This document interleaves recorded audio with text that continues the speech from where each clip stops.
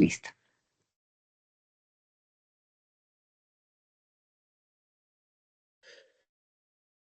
Bueno, entonces ya, ¿listos? Sí, señor, cuando quiera. Bueno, pues no, yo les agradezco a todos ustedes su presencia virtual en este evento. Lo que yo quiero hacer es presentarles un pequeño documento, realmente es corto, sobre un experimento que hicimos en el Ministerio del Trabajo, en el Servicio Público de Empleo, para tratar de medir cuánto tiempo les toma a las personas encontrar empleo a través del Servicio Público de Empleo. Ahora, todos sabemos que pues, los procesos de búsqueda en Colombia son muy informales. Hablábamos con Ana María hace un momento de que parece que en todo el mundo también. Y que pues estos métodos más formales como el de registrar las hojas de vida en el Servicio Público de Empleo o en otras partes o lo que sea, no, pues como que no han logrado ganar mucho espacio. Para quienes no están muy familiarizados con el Servicio Público de Empleo, pues brevemente les hago una descripción. Es una entidad del gobierno adscrita al Ministerio del Trabajo que hace un trabajo que nosotros los economistas llamamos de intermediación laboral, pero la palabra intermediación, pues para los trabajadores no es muy buena porque tiene otras connotaciones, pero fundamentalmente lo que trata es de facilitar la interacción entre la oferta de trabajo y la demanda por trabajo. Los empleadores tienen obligación, pero no todos lo hacen, de poner las vacantes que tienen disponibles en el Servicio Público de Empleo. El Servicio Público de Empleo tiene una red de prestadores que incluye las cajas de compensación, más otros prestadores independientes, y entonces lo que ellos tienen que hacer es registrar las vacantes que tienen disponibles o las ofertas de empleo que tienen disponibles. Por otro lado, los trabajadores que están buscando empleo pueden también registrar sus hojas de vida en el Servicio Público de Empleo. El Servicio Público tiene un mecanismo por medio del cual trata de encontrar o analizar los perfiles que registran los trabajadores y los requerimientos que tienen los empleadores, y puede hacer algún posible matching, y en esos casos pueden hacer como presentaciones, pueden decirle a los empleadores: vea, tenemos este trabajador que parece cumplir con sus requerimientos o lo que sea. Pero también los trabajadores pueden mandar la información a los empleadores que tienen registrados sus trabajos. Simplemente con un comando les envían un mensaje diciendo que estoy interesado en su empleo, o los empleadores pueden hacer lo mismo cuando ven algún trabajador que puede interesarles. Entonces, en eso más o menos consiste el sistema, y la idea que tenemos acá es como buscar cómo funciona eso en términos de cuánto tiempo les toma a las personas hacer ese trabajo. ¿Podemos pasar a la siguiente diapositiva, por favor? Bueno, ya pues ya más o menos esto lo dijimos. El resultado de esta investigación, que pues fue una investigación hecha realmente rápido y aunque con muy buena información, porque ya ahora vamos a hablar un poco de esos, logramos cruzar la información del Servicio Público de Empleo con Pila. De todas maneras, pues tenía muchas limitaciones y fue hecho de una manera rápida porque, pues ustedes saben que los trabajadores por prestación de servicios del gobierno, pues tienen tiempo limitado para hacer este tipo de cosas, entonces se hizo de una manera más o menos rápida para alcanzar a terminarlo.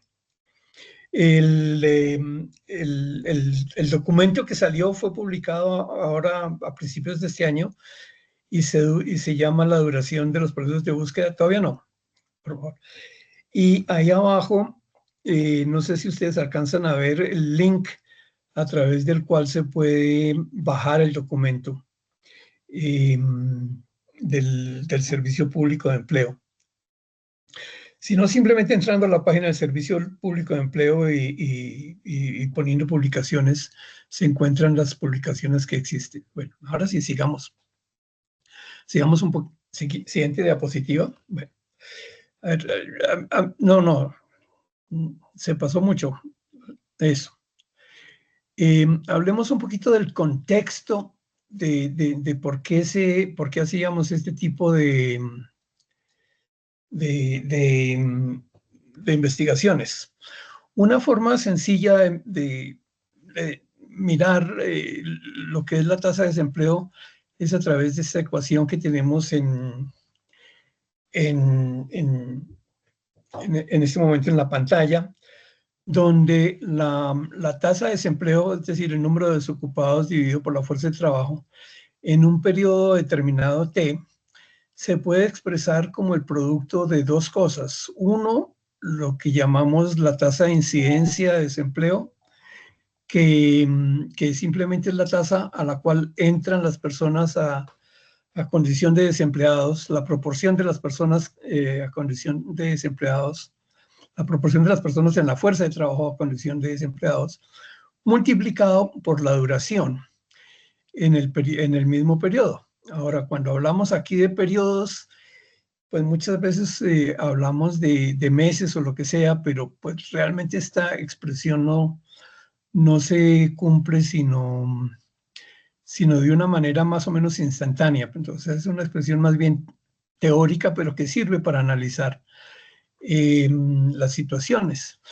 Y uno podría crear o analizar una determinada situación de desempleo, por ejemplo, una tasa de desempleo determinada, como una tasa de desempleo que se puede producir por diferentes combinaciones de incidencia y duración del desempleo. Por ejemplo, una tasa de desempleo mensual, digamos, de 12%, puede deberse a que cada mes el 2% de los trabajadores quedan desempleados, o el 2% de la fuerza de trabajo queda desempleada y dura desempleada 6 meses, entonces 2 por 6, 12, o porque el 4% de los trabajadores quedan desempleados, o de la fuerza de trabajo queda desempleada y dura desempleada 3 meses, o lo que sea. Entonces eso se puede ver como una curva que, por darles algún nombre, uno la podría decir isodesempleo, y tendría una forma como de una hipérbola equilátera, más o menos. Entonces pasemos a la siguiente diapositiva, por favor. Como un ejemplo de esto, les muestro algún trabajito que hicimos hace un par de años, comparando la situación antes de la pandemia y después de la pandemia. En este gráfico medimos en el eje vertical los meses de desempleo y en el eje horizontal la tasa de incidencia del desempleo. Y por ejemplo, para el año 2019, encontramos que la tasa de desempleo promedio era más o menos de 11% y que en general estamos en el punto A, en el que mensualmente más o menos el 1.6% de la fuerza de trabajo quedaba desempleada y duraba desempleada más o menos unos 7 meses. y eso generaba pues la tasa de desempleo del 11%. Cuando llegó la pandemia, pues el desempleo aumentó muchísimo, aumentó del 11% al casi 19%, 18.9%. Creo que estos son datos para las ciudades principales. Y la economía saltó del punto A al punto B. Y en el punto B, pues la incidencia del desempleo aumentó a 2.13. La duración del desempleo, el número de meses que las personas duran desempleadas, aumentó a 8.9 más o menos.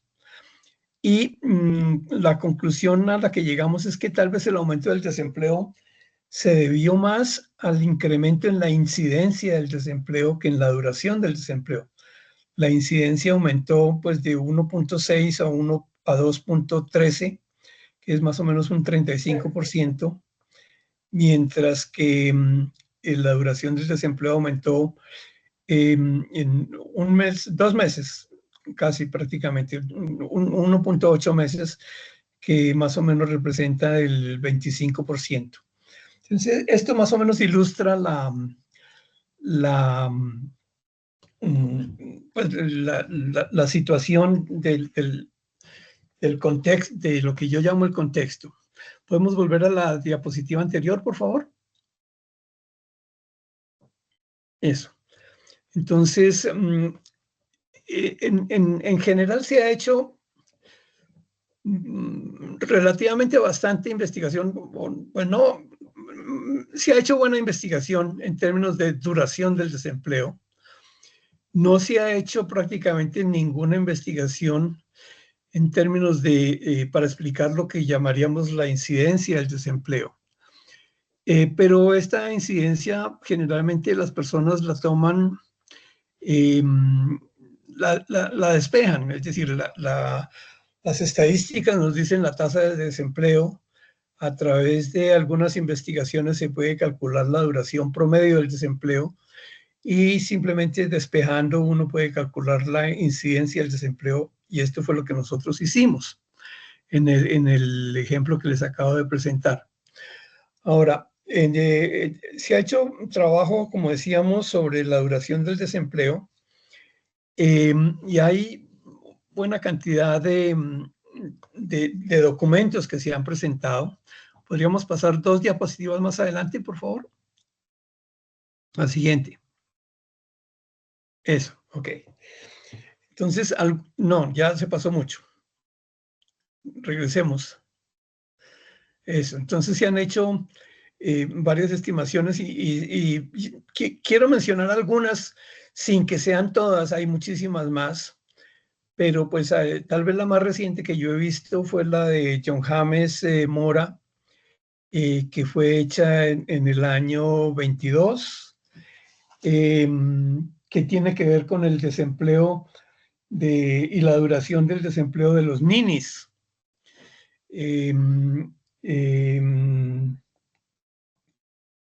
Perdón, un segundo exactamente. Del desempleo en Cali, perdón, no el de los niños, sino el desempleo en Cali. Ok.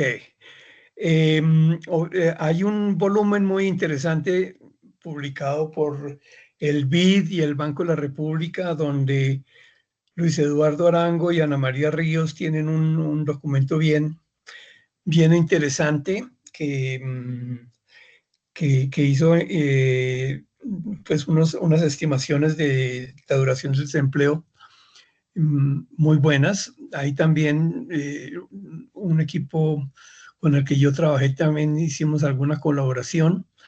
Ya que estamos mencionando ese volumen, también Ana María tiene otro documento en el mismo volumen muy interesante sobre el desempleo en Bogotá, que yo nunca he visto replicado. Es decir, no, sería bueno que alguien tratara de hacer lo mismo, a ver cómo ha cambiado las cosas, porque me pareció que fue un trabajo muy interesante.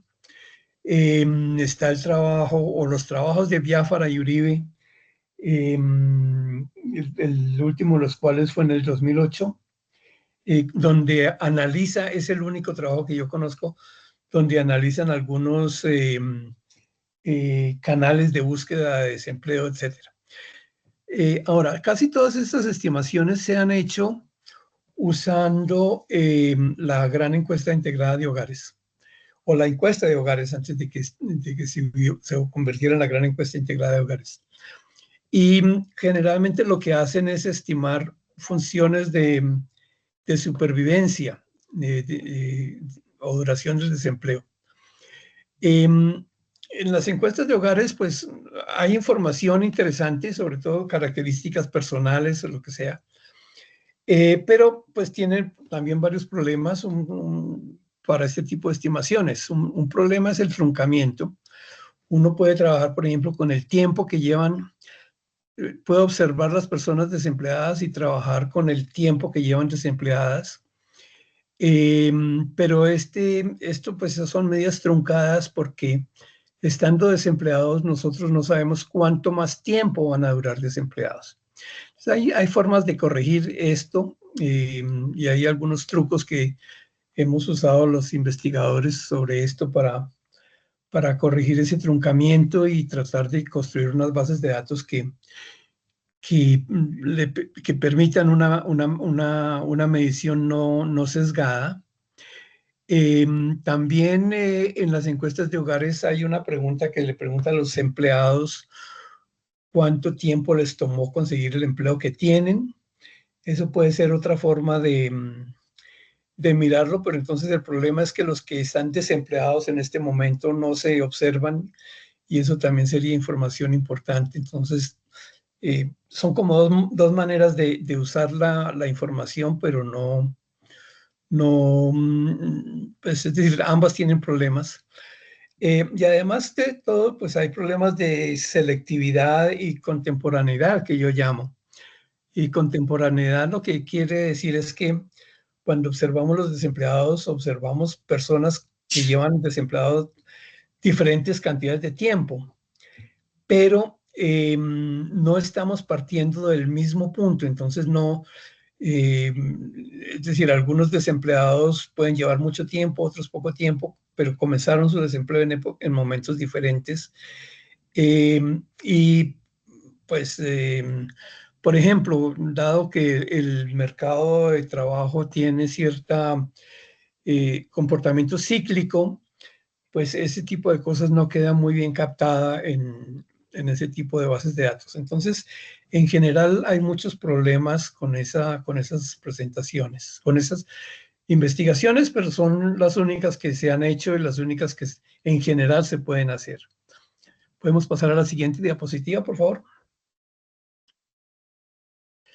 Ok, entonces lo que hacemos en ese ejercicio es lo siguiente. Usamos la información del Servicio Público de Empleo y la combinamos con información de pila. Lo que se hizo fue lo siguiente, tomamos 3 cortes de personas que registraron sus hojas de vida en el Servicio Público de Empleo. Los 3 cortes corresponden a los meses de enero, el primer corte, febrero, el segundo corte y marzo, el tercer corte del año 2023. Entonces, tomamos todas esas personas, encontramos las cédulas, etcétera, y a través de pila les hicimos un seguimiento a esas personas y miramos qué había pasado con esas personas entre enero del año 22, es decir, casi un año antes o un año antes, hasta mayo del año 24. Entonces, ¿qué fue lo que hicimos? Supusimos que el hecho de registrar su hoja de vida o de modificarla era una indicación de que las personas comenzaban sus procesos de búsqueda de empleo. Entonces, los que se registraron o modificaron su hoja de vida en enero, supusimos que comenzaron la búsqueda de empleo en enero. Lo mismo con los de febrero, lo mismo con los de marzo, etc. Es un supuesto que hicimos porque no había otra forma para saber realmente si antes habían buscado empleo o no lo habían buscado, lo que sea. Ahora, estas personas son personas que estaban desempleadas en ese momento. Es decir, es posible que hubiera personas que en enero, febrero, registraron su hoja de vida, pero que de todas maneras estaban empleadas por alguna razón. ¿Cómo sabemos si las personas estaban empleadas o desempleadas? Pues a través de pilas simplemente veíamos a ver si hacían contribuciones a la seguridad social o no. Y entonces nosotros miramos de estas personas que de las bases del Servicio Público de Empleo, que supuestamente están desempleadas en esos meses, vimos cuándo fue el primer mes en el que volvieron o comenzaron a hacer contribuciones a pila, y la diferencia en días entre el mes en que comenzaron a buscar y el mes en que hicieron las contribuciones, las tomamos como el tiempo que les tomó a estas personas encontrar empleo. Entonces, sí, aquí hay una serie de supuestos, pero no hubo otra forma de evitar esos supuestos, pues porque la información no permitía hacer otro tipo de cosas. Entonces, de esta manera nosotros teníamos una medida de la duración del desempleo y tratamos de explicar esa duración a través de una serie de variables que ya más adelante vamos a ver, haciendo análisis estadístico o econométrico. ¿Podemos pasar a la siguiente, por favor? La siguiente diapositiva. Ok. Ahora, yo me imagino que todos están familiarizados con con estas técnicas, o por lo menos las han conocido, pero en algunos casos he encontrado personas que todavía no están familiarizados. Y entonces el lenguaje a veces despista un poco. Es decir, este tipo de análisis lo tomamos los economistas generalmente de las ciencias naturales, biología, etcétera. Y entonces para ellos las palabras claves son cosas como supervivencia, fallo, riesgo, que para nosotros tienen un sentido bastante diferente. Pues, por ejemplo, si están haciendo un análisis en medicina de qué pasa con las personas que sufren alguna enfermedad o digamos, un ataque cardíaco, lo que sea, entonces pueden identificar el momento en que lo sufren y pueden mirar cuánto tiempo se mantienen vivos hasta que salen de la observación o lo que sea. Y eso es lo que ellos llaman su sobrevivencia. Para nosotros, esto es lo que llamaríamos permanencia en el empleo. Entonces, lo que ellos llaman, en el desempleo, perdón. Lo que se llama sobrevivencia o supervivencia simplemente es el tiempo que las personas duran desempleadas. La falla o fallo es simplemente el momento en que salen de la situación de desempleo. Entonces, no es el momento en que falla alguna cosa, sino el momento en que consiguen algún empleo. Y el riesgo es la probabilidad de salir de la situación de desempleo. Entonces, a continuación les voy a mostrar unas tablas que más o menos resumen la información que tenemos a este respecto. Miramos la siguiente diapositiva, por favor. Ok. En esta tabla, en la parte izquierda de la diapositiva, entonces tenemos los números. La primera parte nos muestra el número de personas y la segunda parte el porcentaje. Entonces decíamos que teníamos 3 cortes que corresponden a los meses de enero, febrero y marzo del 23. Y eso es lo que representamos, o esos son los números de las personas que observamos ya para efectos de análisis en esa base de datos. Entonces, por ejemplo, en enero del 23 observamos que más o menos 63.900 personas registraron su hoja de vida o la modificaron. La siguiente corte es de 63.990. Fueron las personas que entraron a buscar empleo. Registrar la hoja de vida o modificarla es lo que nosotros llamamos el inicio de la búsqueda, y así sucesivamente. Y cada uno de los meses hacia abajo pues nos dice cuántas personas de esa corte se mantenían desempleadas, entonces, en los diferentes meses.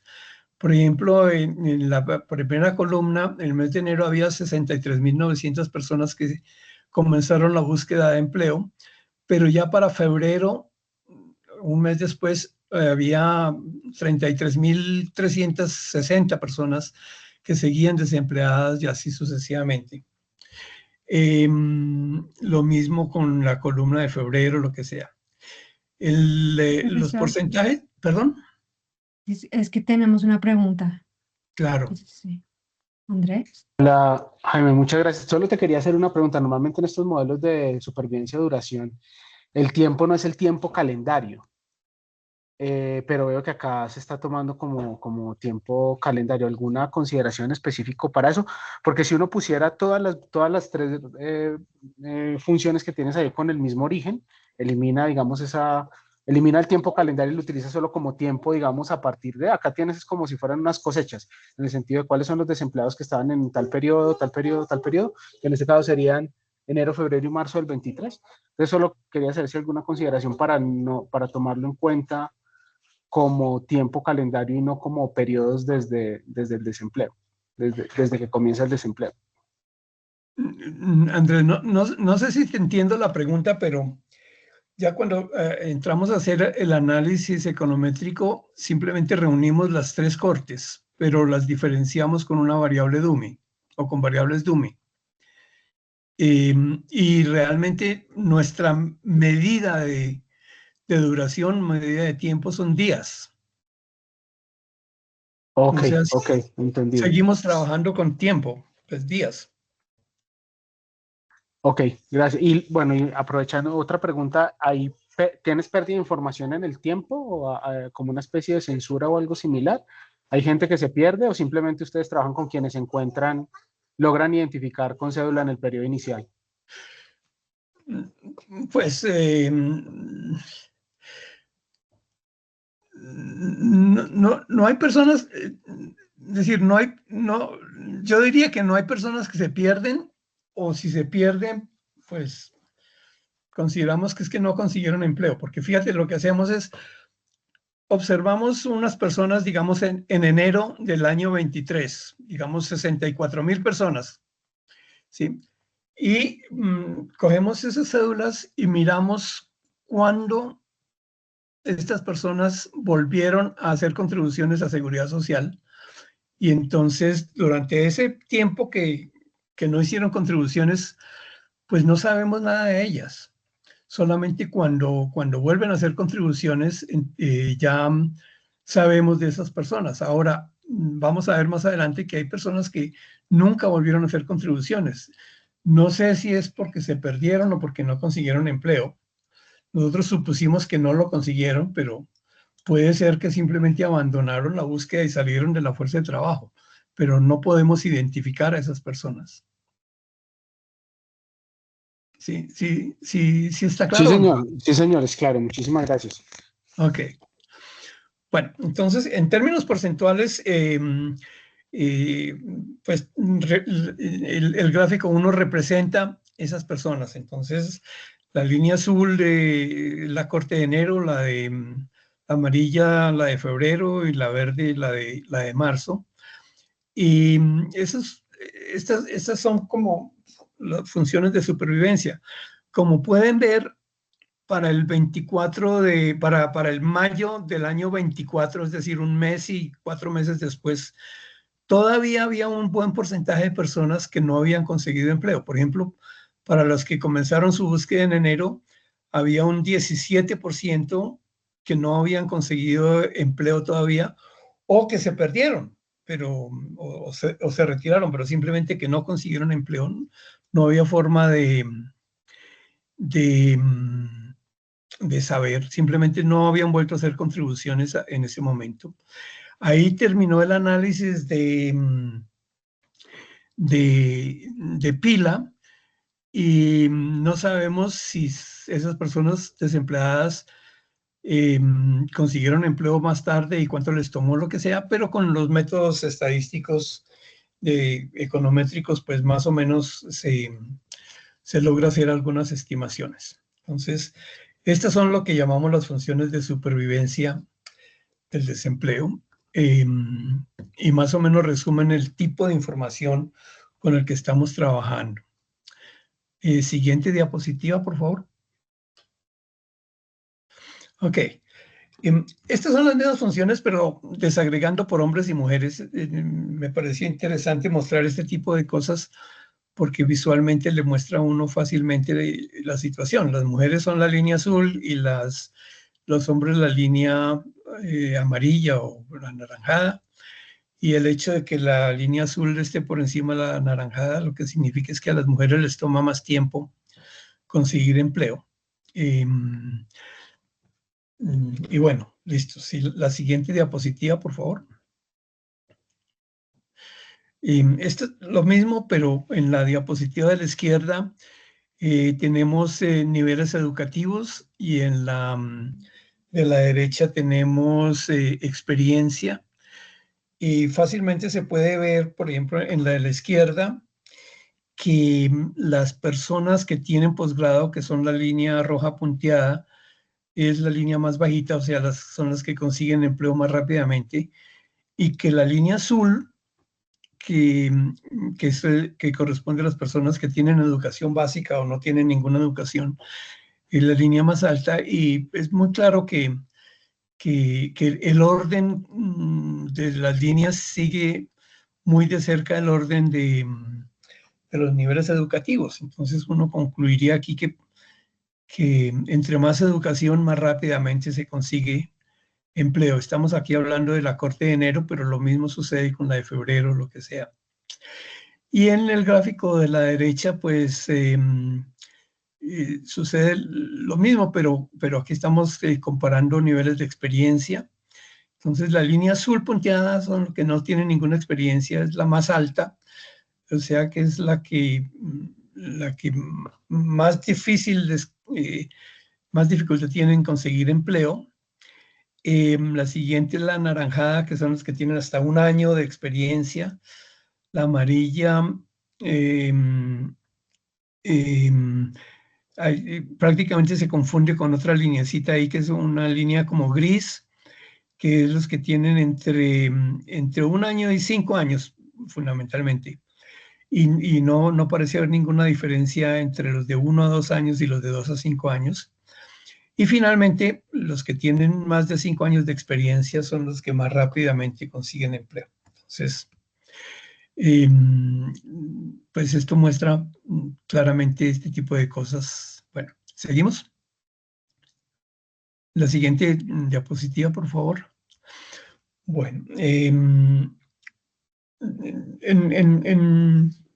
el ministerio y en muchas entidades y en muchas presentaciones y en muchas reuniones, etcétera, los funcionarios del gobierno siempre le preguntan a uno que cuánto es la duración promedio del desempleo.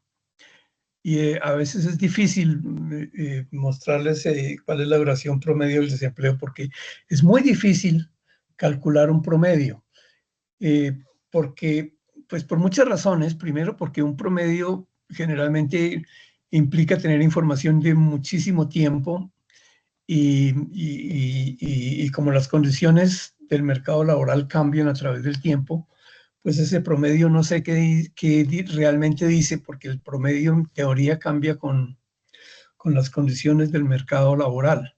Pero además de eso, como siempre hay datos en los cuales no se sabe cuál es la duración del desempleo, pues siempre hay situaciones donde hay truncamiento. Entonces, por esa razón, generalmente uno lo que habla es la duración mediana del desempleo, que es el tiempo que le toma al 50% de los buscadores salir del desempleo. Y hay modelos no paramétricos y otros modelos, hay muchísimos modelos como el Kaplan-Meier que permiten hacer esas estimaciones y esas son las que quiero mostrarles a continuación. Entonces, por favor, siguiente diapositiva. Ok. Aquí entonces tenemos medidas de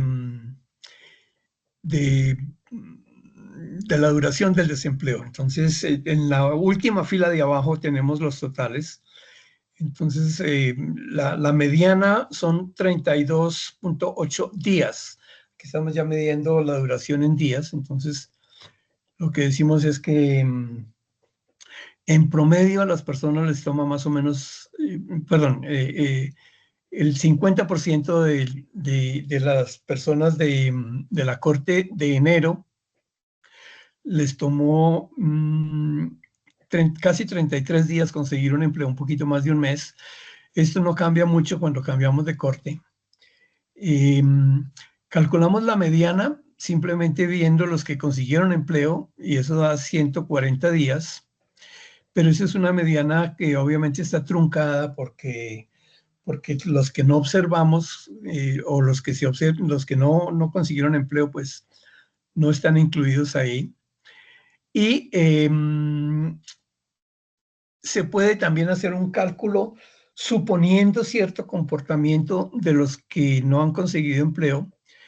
Y aquí supusimos pues que seguían una distribución geométrica y a partir de eso calculamos una mediana corregida, pero sujeta a a la suposición de que los que no habían conseguido empleo seguían, su búsqueda seguía una distribución geométrica y encontramos que eran 188 días de búsqueda, más o menos como 6 meses y pico de búsqueda de empleo. Y también aquí desagregamos hombres, mujeres, nivel educativo, etcétera, y las conclusiones que habíamos visto en las gráficas pasadas, pues aquí se ven con números. Tal vez no habíamos hablado mucho de la situación por grupos de edad. Entonces encontramos que los jóvenes les toma más tiempo encontrar empleo que a los no jóvenes, y aquí hablamos de jóvenes los menores de 28 años, porque esa es la que se usan en el gobierno, lo que sea. Encontramos que también algo por estado marital, y encontramos que a las personas que viven en pareja les toma menos tiempo conseguir empleo que a las personas que viven solas, fundamentalmente. Siguiente diapositiva, por favor. Una pregunta, en Ok. este caso, ¿y qué tan diferentes son estas cifras que los cálculos que se han hecho con la gran encuesta? ¿Con los cálculos que se han hecho para qué? Con la gran encuesta, con toda la población. Los cálculos son bastante diferentes. Encontramos, pero pues lo que pasa es que no son muy comparables, y no son muy comparables, pues primero porque la base de datos con la que estamos trabajando es muy diferente. Es decir, la gran encuesta de hogares y la información del Servicio Público de Empleo no son ni siquiera comparables, no solo por el tamaño de la información, el número de desempleados que uno observa en la gran encuesta de hogares es de más de 1 millón, ya no me acuerdo si ya llega a los 2 millones aquí, pero aquí estamos hablando es de 60,000, 70,000 personas que estamos observando. Y segundo, pues probablemente esta es una población muy especial en el sentido de que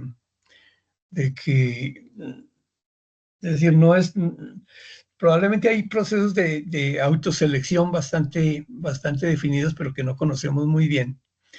Entonces, sí, hay muchas diferencias, y aquí los datos son menores, es decir, la duración del desempleo es menor, un poquito menor, que en los que yo he hecho con la gran encuesta de hogares.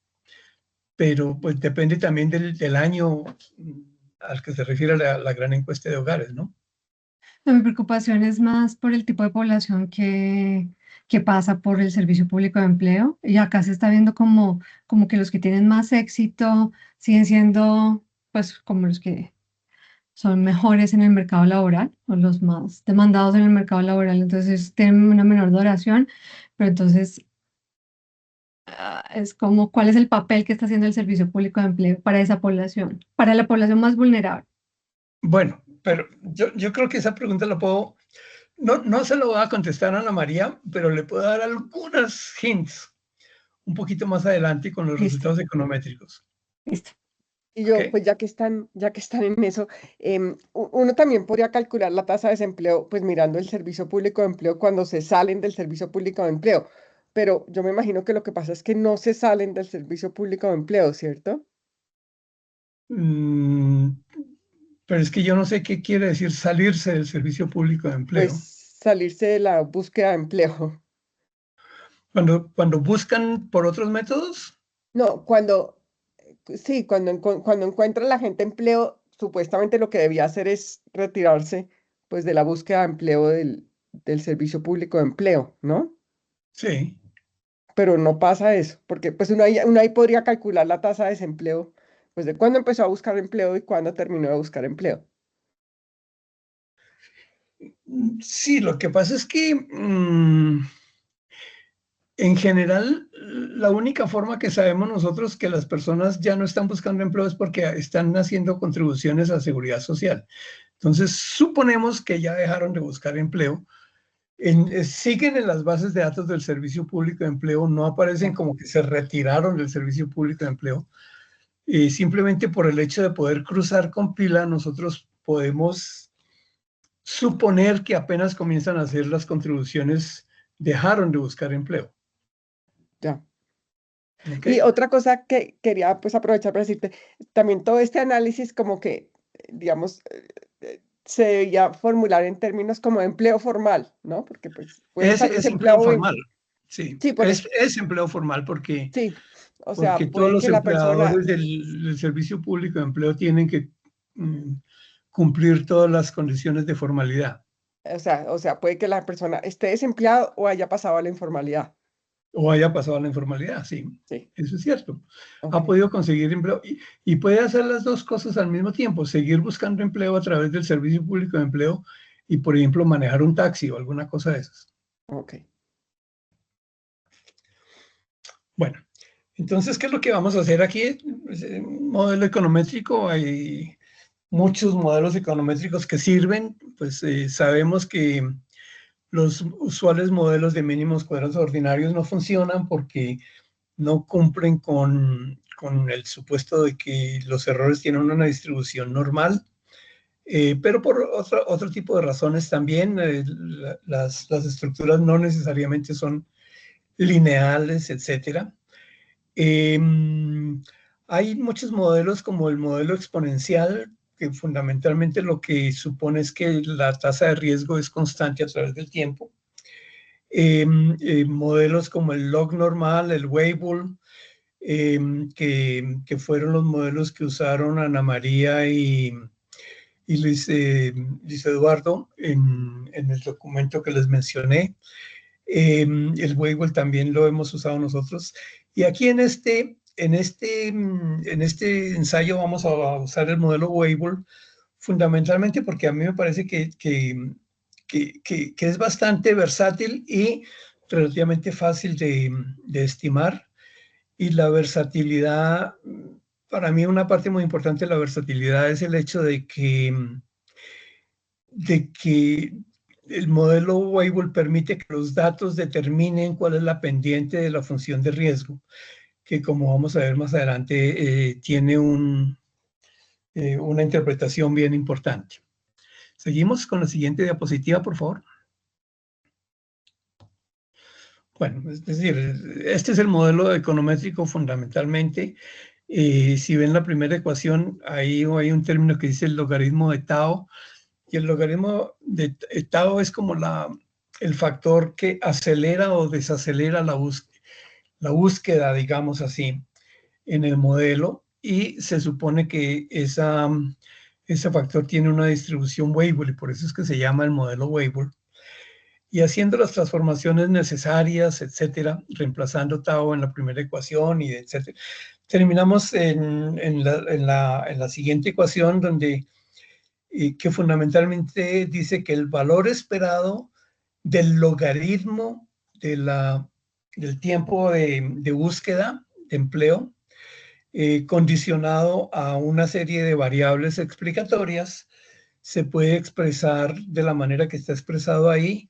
Y el último término es un término que surge precisamente del supuesto de que la distribución es Weibull, que está compuesto por, en el numerador, lo que se llama el negativo de la constante de Euler, o algunas veces también es la distribución gamma con un grado de libertad, y el denominador es la variable ρ, y la variable ρ es la que en últimas determina cuál es la pendiente de la función de riesgo. Y con las rutinas que hay en Stata, pues este modelo se puede estimar muy fácilmente. Ahora, la variable ρ es muy importante porque su valor, como decíamos, define la pendiente de la función de riesgo. Si es igual a 1, entonces es una pendiente constante y el modelo Weibull simplemente se convierte en un modelo geométrico. Un modelo geométrico es un modelo en el cual la probabilidad de que las personas salgan del desempleo es constante. Y se parece mucho a los modelos que usan por ahí, pues para muchos procesos naturales. Por ejemplo, no sé, si yo compro un lote de bombillos y los prendo todos y comienzo a mirar cuánto duran los bombillos, en cada instante probablemente la probabilidad de que uno de esos bombillos se dañe va a ser la misma. No depende de los bombillos que estaban, de los que ya se apagaron antes o de los que se van a apagar después, etc. Es decir, es un proceso en el cual no hay ninguna memoria. Si el factor ρ o si la variable ρ es negativa, es menor que 1, entonces la pendiente de la función de riesgo es negativa. Y eso lo que quiere decir es que a medida que pasa el tiempo, la probabilidad de que las personas consigan empleo disminuye. Y si el tiempo de desempleo. Y si ρ es mayor que 1, pues la función de riesgo es creciente, y eso lo que quiere decir es que a medida que pasa el tiempo de desempleo, la probabilidad de que se consiga empleo aumenta. Ya vamos a ver qué resultados tenemos en eso. Siguiente diapositiva, por favor. Bueno, entonces estimamos el modelo usando las variables a las que teníamos acceso, que eran sesgo, edad, educación, experiencia, estado marital o estado civil, una variable que nos dice si la persona nació en Colombia o es extranjera, y una variable que nos dice si el Servicio Público de Empleo postuló a esta persona por algún empleo o no. Siguiente, por favor. Siguiente diapositiva. Bueno, estos son los resultados. Yo sé que ahí es muy difícil leerlo y mirarlo, entonces yo lo que hice fue organizarlos un poquito mejor. Y como en secciones, y entonces miremos la siguiente diapositiva, por favor. Bueno, entonces esta es la primera parte de la tabla. Entonces la primera variable es la variable sexo, 1 es mujer, y el coeficiente de esa variable es 0,49, y eso se puede interpretar como un efecto marginal porcentual. Entonces lo que aquí decimos, o lo que nos dice este modelo, es que las mujeres les toma 49% más de tiempo que a los hombres conseguir empleo. La edad está en forma cuadrática, y entonces uno puede suponer que, pues, por los signos de esos parámetros, la forma de la relación entre tiempo de búsqueda de edad es como está representada en ese gráfico, y lo que llamamos la edad crítica, es decir, la edad a la cual el desempleo, la búsqueda de empleo se minimiza, es de 37 años para todas las personas en general. Cuando se hacen estimaciones para mujeres y hombres por separado, las mujeres minimizan su tiempo de búsqueda a los 35 años y los hombres a los 38, etcétera. Bueno, la siguiente, por favor. Ok. Aquí pues tenemos las variables de educación y de experiencia, y lo que tenemos son variables DUMI. La educación técnica es una DUMI que es igual a 1 o 0. 1 si tiene educación técnica, 0 de lo contrario. La superior lo mismo, 1 si tiene educación superior, 0 lo contrario. Y como pueden ver ustedes ahí, tienen todas signo negativo y significativas, lo cual quiere decir que la educación efectivamente disminuye la duración del desempleo. Y lo interesante acá es que la DUME de la educación superior en valor absoluto es mayor que la de técnica. Entonces quiere decir que entre más educación, más efecto tiene esa educación sobre la búsqueda de empleo, o más disminuye la duración del desempleo. Y esto es especialmente importante en el caso de las mujeres. Si ustedes se pueden ver, en valor absoluto, esos coeficientes son mayores para las mujeres que para los hombres. O sea que realmente para las mujeres la educación tiene un efecto importante en términos de facilitar la consecución de empleo. Y en la segunda parte pues están las variables de experiencia, también tienen signo negativo, significativas, lo cual quiere decir que la experiencia juega un papel bien importante en la consecución de empleo, en la duración del desempleo, la duración de la búsqueda. Pero de nuevo aquí también es más importante para las mujeres que para los hombres, sobre todo las personas que tienen más de 2 años de experiencia. Para las mujeres eso es bastante importante. Para los hombres no es tan importante. En efecto, la DUME de 1 a 2 años tiene un coeficiente mayor para los hombres que la de más de 2 años de experiencia. Pero pues la conclusión de nuevo es que esas dos variables son importantes en la búsqueda de empleo y especialmente para las mujeres. Siguiente diapositiva, por favor.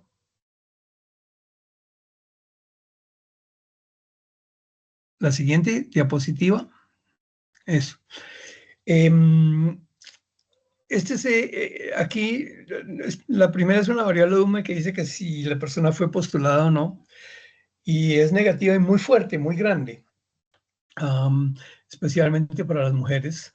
Y esto lo que quiere decir es que por alguna razón el Servicio Público de Empleo descubrió que ciertas personas cumplían con ciertos requisitos y envió, o se tomó el trabajo de informar a los posibles empleadores, de facilitar el matching entre el empleador y el trabajador. Y eso pues facilitó muchísimo la consecución de empleo. Pues no se sabe si es por el buen trabajo que hizo el Servicio Público de Empleo o que el caso era tan obvio que de todas maneras lo iba a suceder, pero ese es el resultado en este momento. Y el otro resultado importante es que si la persona no nació en Colombia, el desempleo tiene una duración mucho más larga, especialmente para los hombres. Entonces, bueno, y seguimos con la siguiente, por favor. La siguiente diapositiva, por favor. Ok, y aquí están los resultados del parámetro RO. El programa realmente calcula el logaritmo de RO, pero uno fácilmente lo puede transformar. Y ese es el logaritmo que está, y ese es el valor que está resaltado. Y como pueden ver, todos son menores de 1. O sea que lo que eso quiere decir es que la probabilidad de conseguir empleo disminuye a medida que aumenta la duración del desempleo. y más para los hombres que para las mujeres, pero perdón, más para las mujeres que para los hombres, porque es más lejano del valor 1. ¿Esto qué quiere decir? ¿O cómo podría uno interpretar este resultado? Pues pueden haber muchas interpretaciones, pero una hipótesis que podría presentarse es decir que las personas que primero consiguen empleo son las que tienen las habilidades y los requisitos que los empleadores registran, y poco a poco van quedando en ese pool de desempleados los que menos de esas habilidades y esas características tienen. Y entonces lo que encontramos, o lo que esto nos está indicando, es que el desempleo de larga duración, es decir, las personas que ya llevan mucho tiempo desempleados, probablemente ya tienen muy pocas probabilidades de conseguir empleo. Eh, y su situación se debe probablemente a que no tienen lo que requieren los empleos, fundamentalmente. Puede ser un desempleo por falta de calificaciones, o por falta de características, o por condiciones muy especiales, o lo que sea. Yo creo que esta es una conclusión importante que nos dice que el desempleo de larga duración, por lo menos el que se registra en el Servicio Público de Empleo, pero también lo encontramos trabajando con la gran encuesta de hogares, probablemente se debe a falta de habilidades y calificaciones. ¿Podemos seguir con la siguiente, por favor? La siguiente diapositiva. Bueno, entonces las conclusiones son más o menos obvias. Los grupos que más dificultad tienen para conseguir empleo son las mujeres, los jóvenes y las personas de mayor edad. Personas con baja educación, con baja experiencia, y extranjeros, fundamentalmente. Y yo diría que eso es más o menos la conclusión general de este documento. Ahora, más adelante hay algunas recomendaciones, pero más dirigidas al Servicio Público de Empleo, que no necesitamos verlas acá. Podemos seguir a la siguiente diapositiva.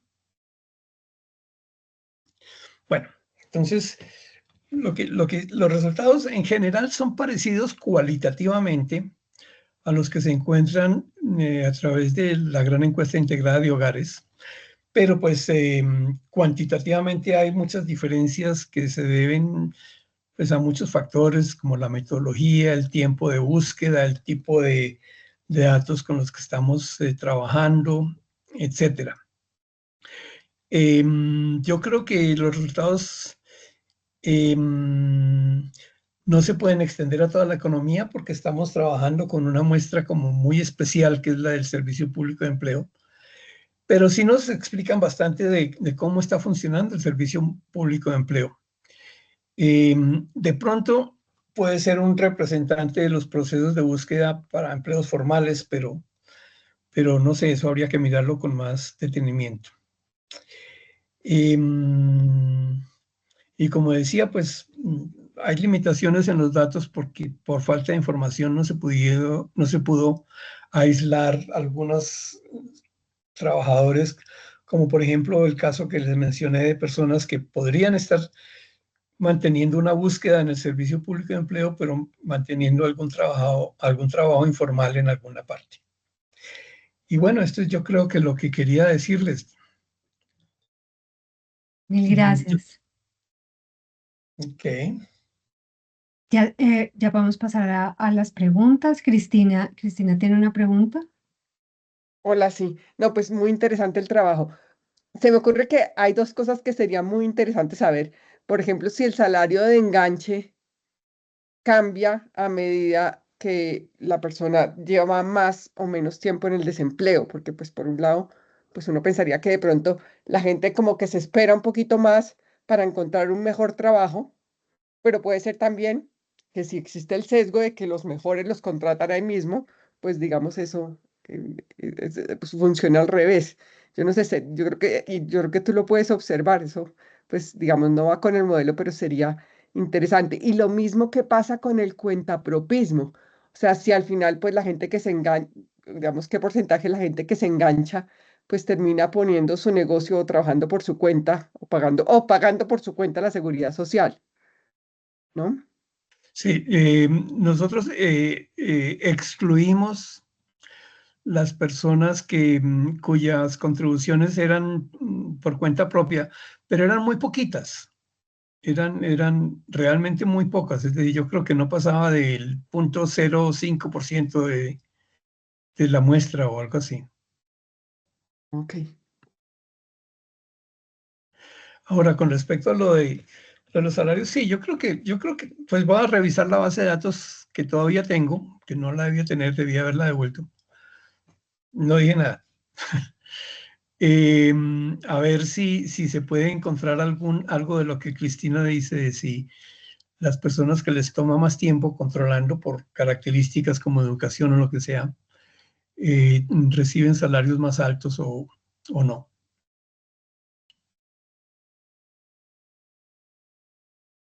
Hola Juan Camilo, adelante.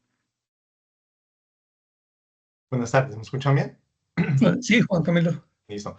Buenas tardes. Jaime, muchas gracias por la presentación. Muy interesante, muy informativo, muy valioso.